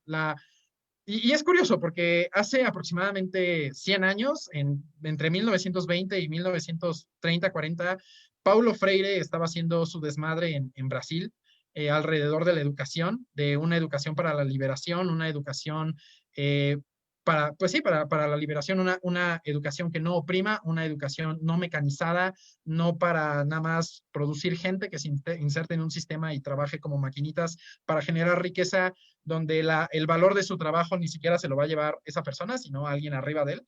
Ese es el tipo de educación que tenemos en todos lados, en México, básicamente, y creo que en la mayor parte del mundo. Y entonces sí creo, sí estoy muy de acuerdo, como ustedes lo señalan y como lo señala Elsa, de que hay que impulsar la educación. Y así como lo dice Elsa, no debe ser una educación para la mecanización o la memorización, debe ser una educación para la liberación, para la significación, para la felicidad y el bienestar del individuo. Y creo que eso también tiene que ver con sostenibilidad, y la Agenda 2030 no lo menciona. Porque, bueno, también una educación para la liberación básicamente es una educación, bueno, algunos lo podrían ver como una educación para la subversión, y pues los grupos en el poder, o sea, seas un gobierno muy chido o nada chido, no van a querer subversión. Por ejemplo, otra forma de sostenibilidad washing es Canadá.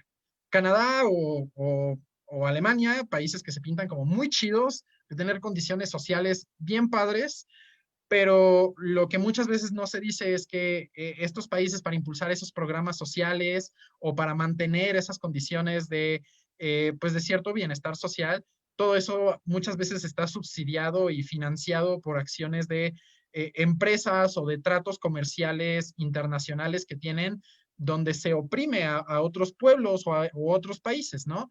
Que es básicamente el resumen del Tratado Libre de Comercio de América del Norte, antes del nuevo, ¿no? El nuevo no me atrevo a decir mucho de cómo está.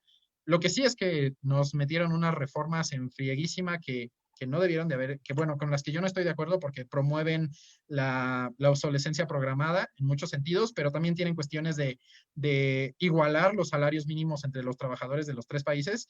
Pero el Tratado de Libre Comercio de América del Norte que teníamos antes dejaba básicamente México era por tratado una colonia económica, ¿no? De Estados Unidos y de Canadá.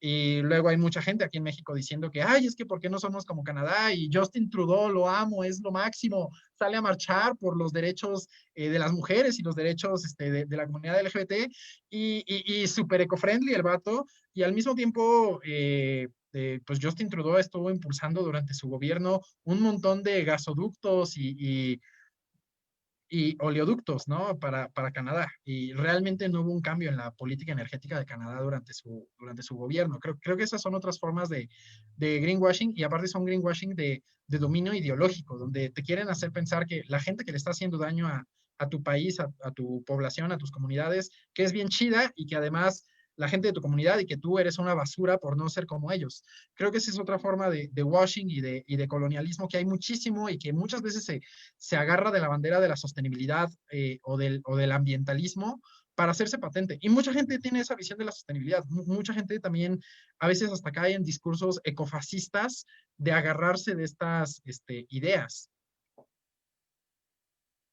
María Elena dice, sustentabilidad actualmente solo es un ideal, no hay proyectos a largo plazo funcionales, interponen los intereses ya sea económicos, geopolíticos, antes del bien común, y así es cada objetivo de la Agenda 2030.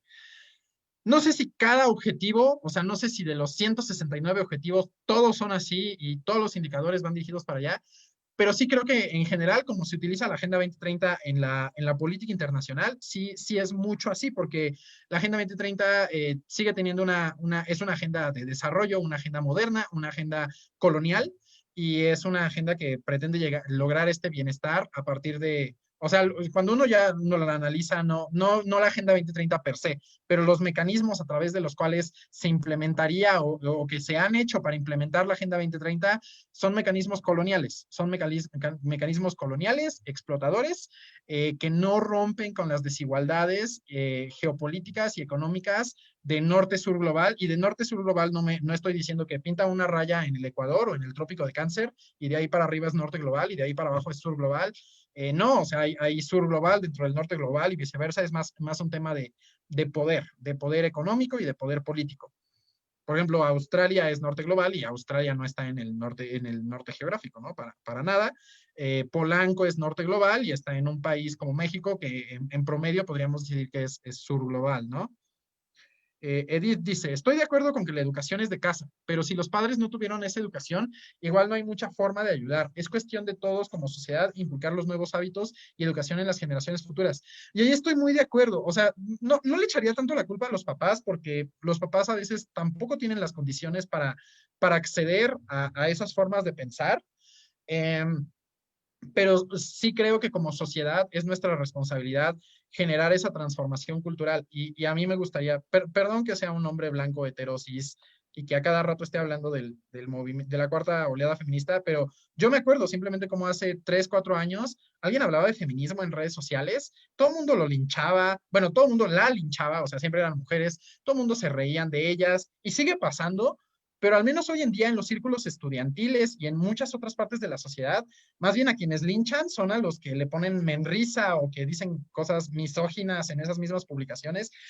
A mí me sorprende, o sea, creo que en una ventana de tiempo de 3, 4 años han transformado muchísimo, muy significativamente nuestra cultura. Es más, a varias personas que conozco, incluyéndome un poquito, nos daba miedo hablar de cuestiones como de desigualdad de géneros, no tanto que yo anduviera ahí de abogado por las mujeres ni nada así, sino de el daño que le hace el machismo a los mismos hombres. Y a mí sí me daba miedo y cuando lo llegaba a decir se burlaban de mí y todo el rollo. Y yo hoy cuando lo digo es así como de, te admiro tanto, que no es que, y pues no merezco ninguna clase de admiración, ¿no? Pero, o sea, a lo que me refiero es el cambio cultural que han generado tan rápidamente. Eso es lo que nos deberíamos de proponer como sociedad, creo que en todos estos sentidos. Y por eso mismo creo que deberíamos de aprender mucho del movimiento feminista, pero también muchos dirán que el movimiento feminista es repudiable y es muy violento y es, las paredes. Y no sé, o sea, es un esquema, una intervención sociocultural que difícilmente vas a poder plantear a través de la Agenda 2030, pero que igual y si planteas un proyecto por cualquiera de estas causas desde la Agenda 2030 y se lo presentas a un político, sí le va a gustar. Pero si lo planteas sin la Agenda 2030 y más desde esta perspectiva de intervención más directa y un poco más disruptiva, digo, a menos de que logres ese cambio cultural que ellas han logrado, todo el mundo te va a mandar pues a volar, ¿no? Y te va a decir que eres un loco y que qué violento eres y cosas así. Por ejemplo, Canadá hace caso omiso de su población indígena, totalmente de acuerdo, Sonia, igual que Japón, o sea, todo el mundo habla que, Japón son bien chambeadores y son la gente más xenófoba y machista, bueno, no todos, pero en general es un país muy xenófobo y muy machista, y tienen súper oprimidos a los Ainu, que es el pueblo indígena más antiguo de Japón. De hecho, la cultura japonesa rechaza a los Ainu y la cultura japonesa prevalente ignora completamente la cosmogonía de los Ainu, que fueron pues el primer grupo humano en Japón y pues sí, están completamente ignorados, ¿no? Luego Malinali habla que Suecia apunta a ser un país cero emisiones para 2030, pero si investigamos gran parte de su economía depende de la industria de armas, o sea que les conviene que los otros países estemos en guerra para que ellos tengan ingresos para soportar sus cero emisiones. Completamente. Un gran ejemplo. Iván dice, igualmente, aunque tengan políticas ambientales en su territorio, sus empresas contaminan territorios del sur global. La historia de siempre, ¿no? O sea, todo el mundo dice, es que Francia, es que Alemania, es que Canadá, ¿por qué no somos como ellos?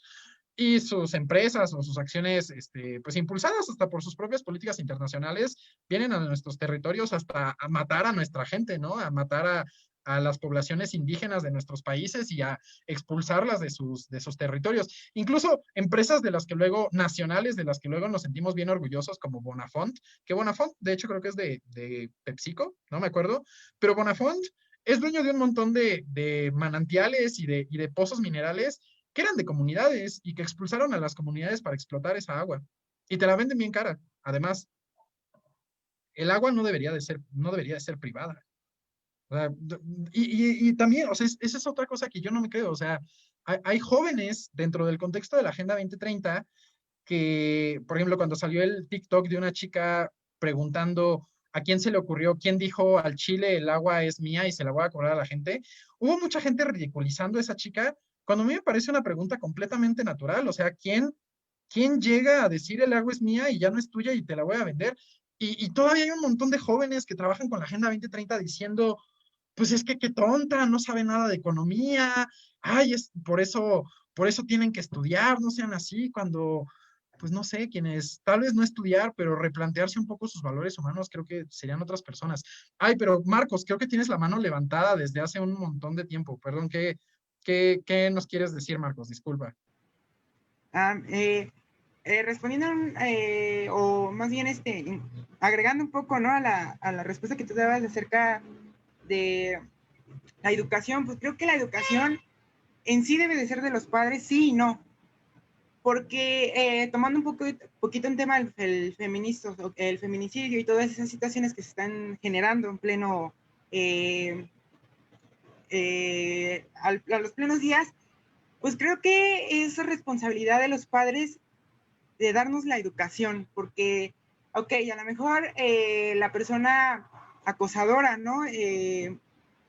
Pues no tuvo una figura paterna, ¿no? Y su mamá no lo supo educar. Y supongamos esas situaciones, ¿no? A mi punto de vista digo, ok, perfecto, a lo mejor la mamá no pudo controlar a su hijo, pero también pues existía el abuelo, existía la abuela, que pudo haberlo orientado a su hijo para que no fuera un acosador, un violador o cualquier situación así, ¿no? No digo que estoy en contra de las mujeres, nada más en ese punto, ¿no? Porque si a lo mejor la mamá tenía que salir a trabajar porque qué comía su cría, ¿no? En este caso. Y estoy de acuerdo en cierto punto, pero creo que enfocándome un poquito en la educación ambiental, pues creo que sí debe de ser responsabilidad pues de los padres, ¿no? A lo mejor si no es de los padres, tiene que ser agarrar la iniciativa, ya sea el abuelo o cualquier persona adulta con el chico, ¿no? Yo en mi caso, pues tengo yo una pues hermanita, ¿no? Y me pregunta a veces, ¿qué pasa si yo le pego a un perro, no? Y le digo, pues es que básicamente estás maltratando a un ser humano, o sea, a ti no te va a gustar que pues yo te jale las greñas, así nada más porque sí, porque me dio la gana, ¿no? Y es lo mismo, ¿no? O sea, tienes que ir formando una persona a que no se pasa por la calle no tiras la basura, ¿no? De que al fin se mueve y ya, ¿no? O sea, nos quejamos igual sobre que se inundan las calles y también somos inconscientes de que principalmente pues esa es una de consecuencia que nosotros mismos generamos y de que no tenemos la educación tal como debe de ser, ¿no? Y es una pregunta pues más o menos como en mi casa me obligan a recoger en mi casa me obligan a recoger mi basura y porque en la escuela no lo hago. Mucha pregunta es en la escuela, ¿no? Es que levanta tu basura, ¿no? Es que no es mía. El hecho de que no sea tuya no quiere decir que no la tengas que levantar. Recógela porque es tu espacio, es donde vives, es donde respiras, ¿no? Y es donde trabajas. Muchas gracias, Marcos. Creo que Malinali trabaja en cosas de educación ambiental y ella tiene espíritu de docente y es docente. Entonces yo creo que voy a dejar que mejor ella te responda. Malinali, creo que ya se arrepintió. No, aquí estoy. Dale, Malinali, perdón. Yo creo que uno de los principales problemas aquí es que no estamos contemplando que el sistema en el que vivimos nos enseña a separarnos, a dividirnos y a pensar que todo es individual. Y en realidad no podemos contemplar como que todo es culpa de una sola persona. O sea, no podemos echarle la culpa a la abuela, a los padres, a las madres, a los tíos que adoptaron a esos niños porque los papás se murieron, los dejaron, lo que sea.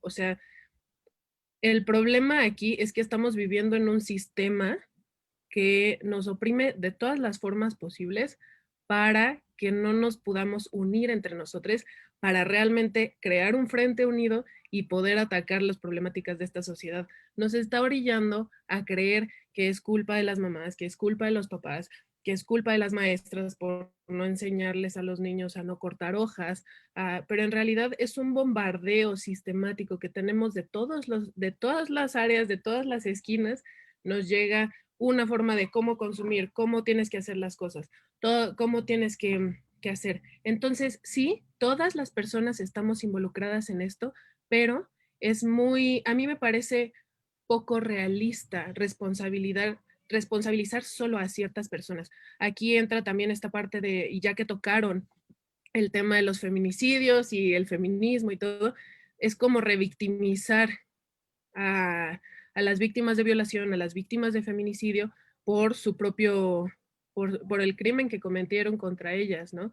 O sea, en realidad todos somos víctimas de este sistema y sí, todos y todas tenemos que combatirlo, pero sin estarnos tirando odio y sin estar queriendo responsabilizar solo a una persona. Yo creo que a mí lo que me ha servido personalmente es enojarme con el sistema que nos divide entre hombres y mujeres, entre heteros y LGBT más, entre blancos y morenos y negros, entre indígenas y no indígenas, entre cis y trans, entre pelo largo y pelo corto. O sea, en realidad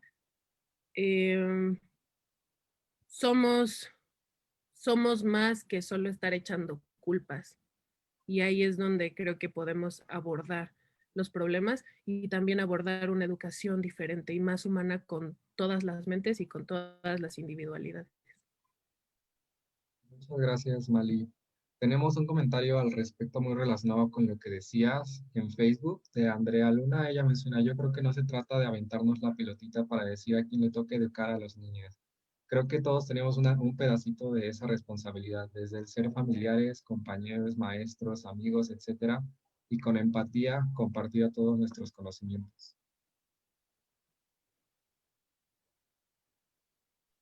Pues yo estoy súper de acuerdo con con ese comentario de Facebook y también con lo que dijo Malinali. Y digo, estoy de acuerdo y sin embargo al mismo tiempo sí creo que hay algo que sí debemos de tener presente, que es que las responsabilidades son compartidas pero diferenciadas. Y creo que es ahí donde todos tenemos que analizar los privilegios y las condiciones en las que estamos.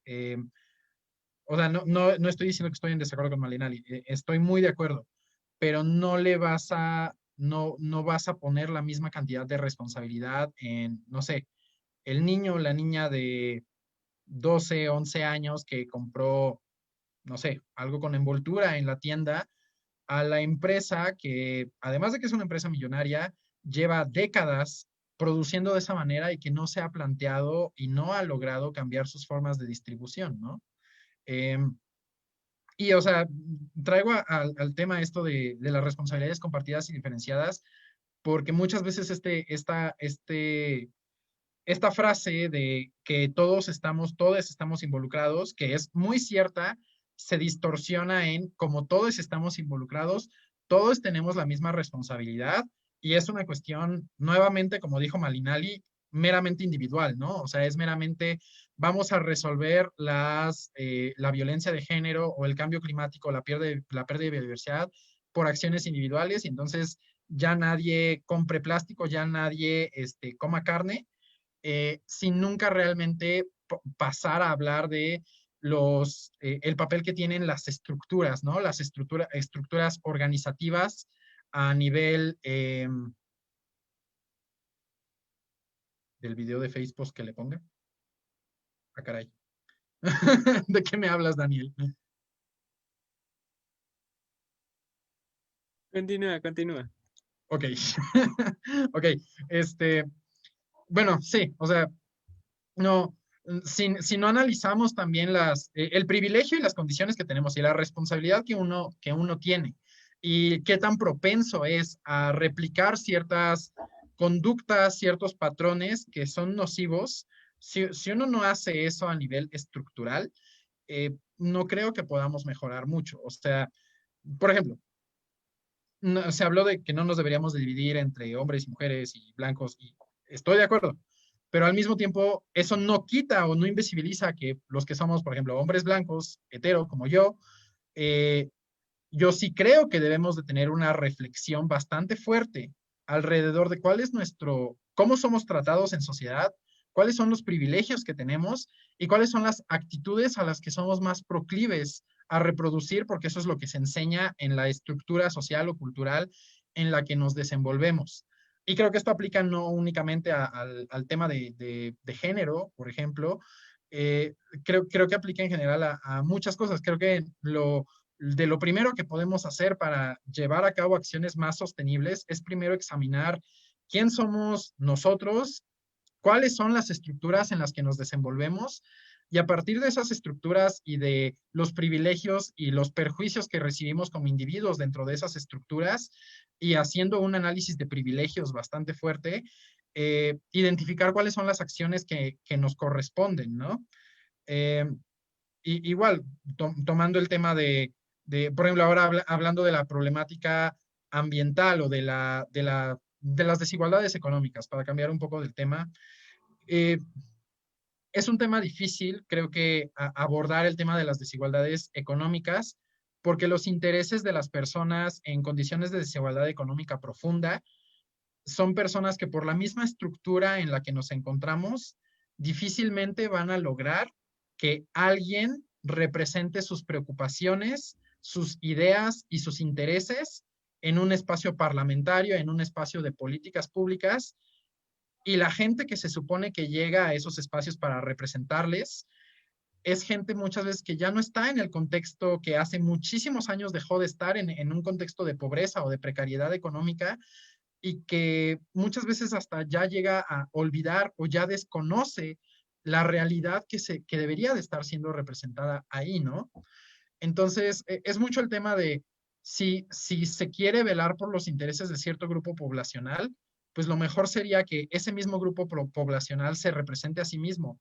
Pero ¿qué pasa cuando las estructuras están diseñadas para que muy difícilmente se puedan representar esas personas, y para que la gente más privilegiada y que de cierta manera forma parte de los grupos que han oprimido a esos otros grupos en desigualdad, son quienes de repente llegan, se supone que a representarles? Como cuando los hombres también decidíamos por las mujeres todo en los parlamentos, ¿no? Y como también pasa hoy en día con las juventudes y con las personas indígenas y las personas con discapacidades, las personas LGBT y las infancias que ni siquiera tienen derecho a ser representadas. Y estoy seguro que Malinali me va a dar una buena respuesta, pero sí quería tocar este punto, porque se me hace bien peligroso que se diluya la responsabilidad con es que es un tema de todos. Pero adelante, Malinali. Sí, aquí retomando esto que dices de las responsabilidades compartidas pero diferenciadas, también, y por si se perdió dentro de lo que yo dije, es bien importante reconocer tu privilegio y notar tus errores y buscar no repetir los patrones opresivos, porque una cosa que pasa es que a veces creemos que por ser de un grupo o por ser de un sector oprimido, no tienes patrones opresores también. Entonces, por ejemplo, yo he visto personas que sufren de racismo, pero, pero eso no les evita que sigan siendo machistas contra sus compañeras que también reciben el mismo nivel de racismo, ¿no? Entonces, es un sistema que nos enseña como a quién aplastar. Entonces, sí es bien importante notar que las responsabilidades no le toca lo mismo a todos, ¿no? Y también saber que te vas a equivocar, que no es algo que cambia apretando solo un botón para apagar el consumismo, el machismo, el racismo, el clasismo, el adultismo o el adultocentrismo, porque pues son siglos de enseñanza, o sea, tenemos cargando eh, aprendizajes de todas las heridas que han sido pasadas, históricas, un nombre. Y entonces aquí hay que saber que sí hay que tratar de estar todo el tiempo eliminando las acciones dañinas, que ya sea dañinas hacia el ambiente, dañinas hacia otras personas, pero que te vas a equivocar. O sea, va a haber veces en las que la riegues otra vez, ¿no? Y que no siempre va a ser fácil, porque este no es un camino que es como de, ay, bueno, ya no uso popotes y entonces ya me siento bien conmigo misma para siempre, ¿no? O sea, a veces sí es bien duro estar lidiando contra otras personas que dicen como, ay, no, ¿para qué? Si ya hicieron los popotes, ¿no? O ya, de todos modos, hay otras personas usando popotes o usando desechables o cosas desde China, según entiendo un montón de cosas. Bueno, ya me desvío.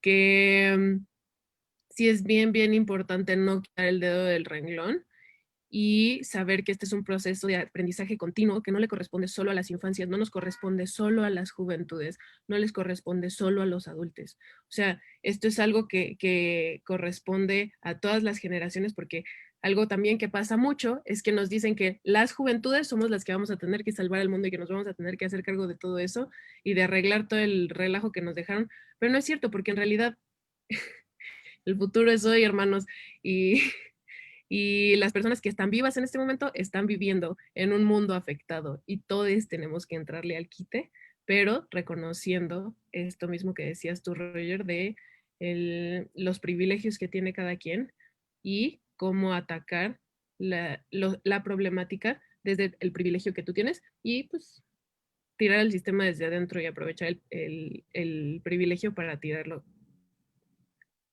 Muchas gracias, Y ya. Malinali.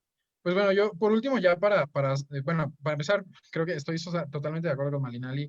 Y ya para cerrar, o sea, sé que no utilicé la mayoría de mis slides, pero es que justo no quería quería que esto se desenvolviera más como una conversación, más que como algo que ya hubiera estado pues muy planificado. O sea, estas nada más las tenía aquí de resguardo si me preguntaban qué es SDSN y cómo funciona. Pero justo quiero concluir con este ejemplo. Dentro del Acuerdo de París, voy a hablar de cambio climático porque es de las problemáticas que yo creo que de las que mejor conozco y no me atrevería a hablar en detalle de otros problemas que son igual de complejos seguramente.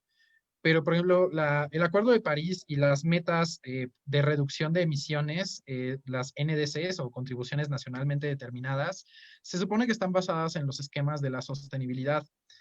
Pero la visión de la sostenibilidad a nivel internacional no es suficiente, porque aquí en esta gráfica podemos ver cómo al día de hoy estamos en una línea de proyección, o sea, estamos aquí en medio, en donde termina la línea negra, donde si nosotros siguiéramos como vamos, sin hacer nada, vamos a llegar al 2100 a un calentamiento de entre 4.1 y 4.8 grados centígrados respecto a la temperatura preindustrial, con todos los impactos sociales, económicos y políticos que eso implica, que básicamente, en resumen, implica muchísimas muertes, millones de muertes, miles de millones de gente en pobreza y miles de millones de personas en condiciones de verdadera miseria.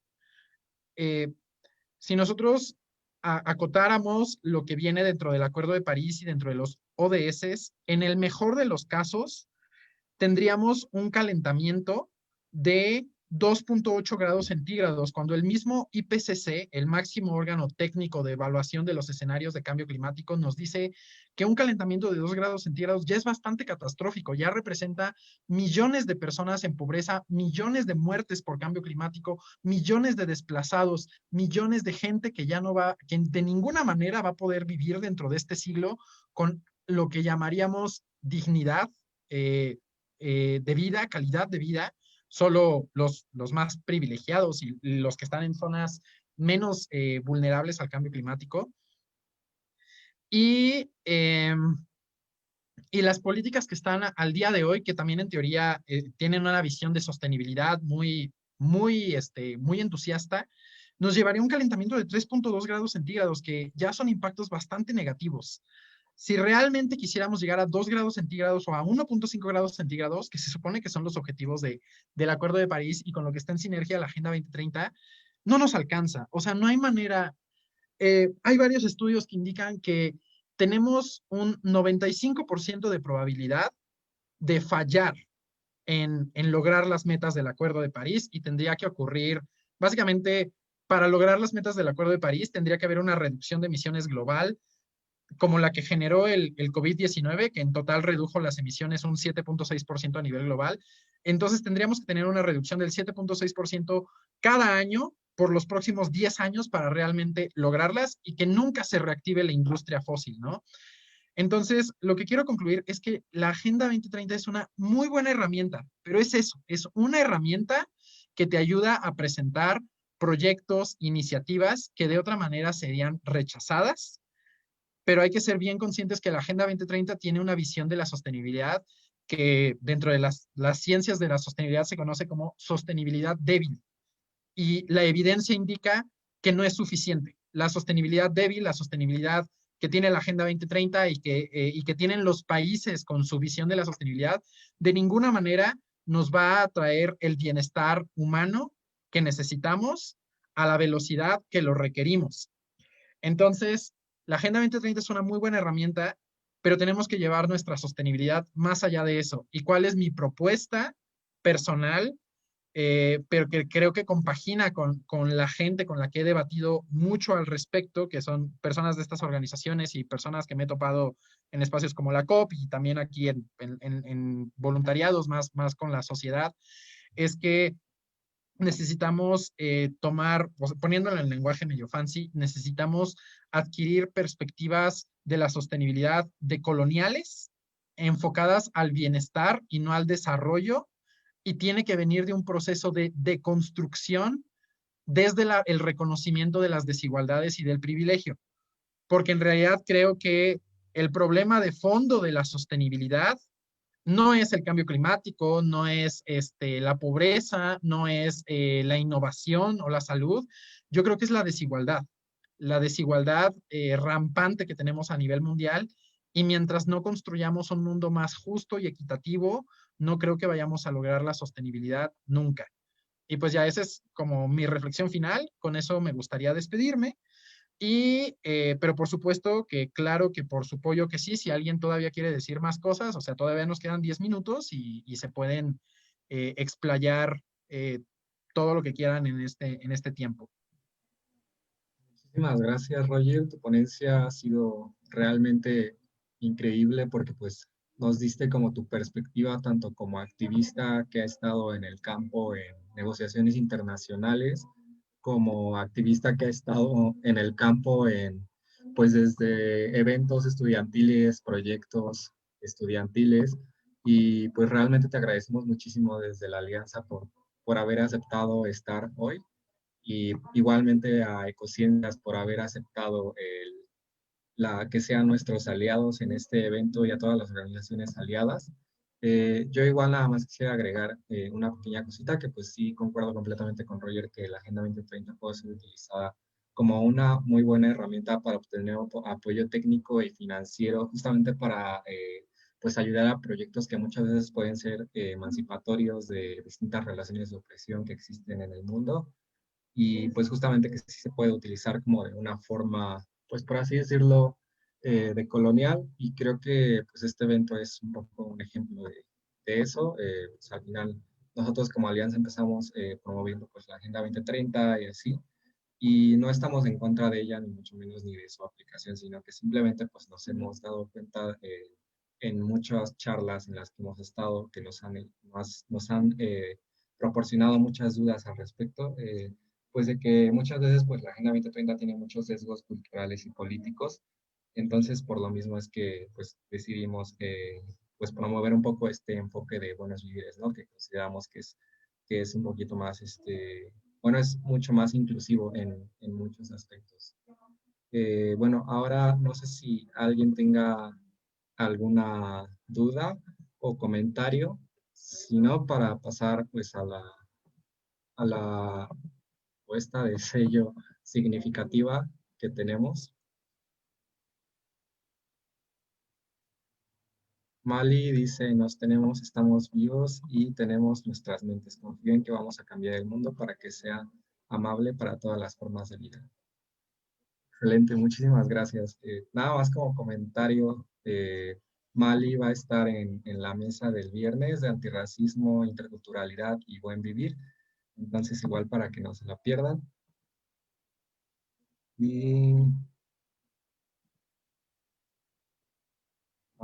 Roger, ¿puedes dejar de compartir pantalla, por favor? No, Iván, no voy a dejar de compartir pantalla. No, no es cierto. Ah, sí, perdón, es el domingo. Ahí está. Se me pasó. Lo de Malinali es el domingo.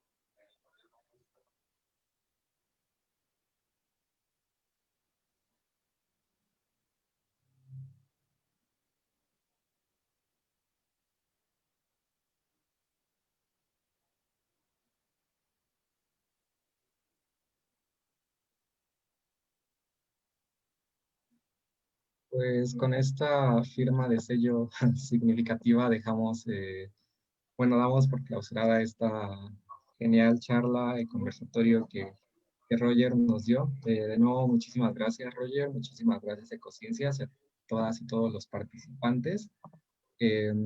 No se olviden de que mañana tenemos de nuevo otras conferencias y de llenar el formulario que les pasamos por el chat para que puedan tener su sello en su pasaporte y que puedan ser considerados para la dinámica de premios.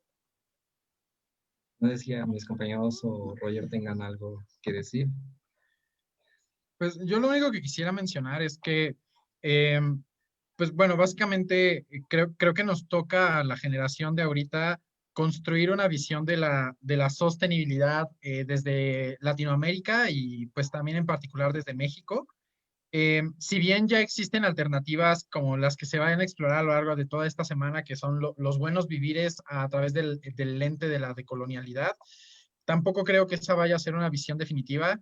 Y aunque el 2030 nos alcance y no logremos el Acuerdo de París y la Agenda 2030, que es lo más probable que ocurra, lamento decirlo, la verdad es que la lucha por mejorar nuestras condiciones de vida, de hecho, cada vez se va a hacer más fuerte. Entonces, sí me gustaría invitar a las juventudes a que hagamos un compromiso personal por tratar de construir una visión propia y auténtica de la visión que debería de ser nuestra visión de la sostenibilidad, para que dejemos de estar adoptando agendas internacionales que no siempre vienen con la óptica o no siempre se nos dan con la interpretación que más nos conviene. Solo vamos a poder ser una sociedad un poquito más libre o idealmente libre hasta el día en que como sociedad nosotros decidamos y digamos, estas ideas sí las tomo y estas no, y somos capaces nosotros de generar nuestra propia forma de pensar y nuestra forma de sentir para que ya no nos estén dominando con otras formas de hacer las cosas que le convienen a otras personas que no son nosotros. Y pues ya. Muchas gracias.